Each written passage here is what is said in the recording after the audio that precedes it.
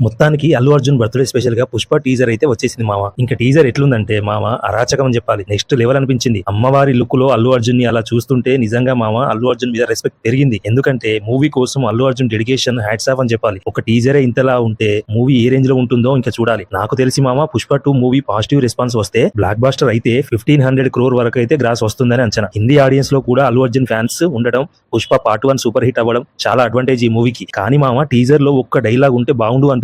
ఆ ఒక్క విషయంలో డిసప్పాయింట్ అయితే అనిపించింది. ఇంకా బీజిఎం కూడా అదిరింది. దేవిశ్రీ ప్రసాద్ అల్లు అర్జున్ కాంబినేషన్ అయితే వేరే లెవెల్ ఉంటది. మ్యూజిక్ అయితే పుష్ప పార్ట్ 1 సాంగ్స్ అయితే ఏ రేంజ్ లో హిట్ అయ్యాయో అందరికి తెలిసిందే. నాకు తెలిసినంత వరకు Pushpa 2 first song May last week or June లో రిలీజ్ చేస్తారంట. ఏది ఏమైనా తగ్గేదేలే మరోసారి అనిపిస్తుంది. సినిమాలు మంచిగా ఉండాలి. జై హింద్.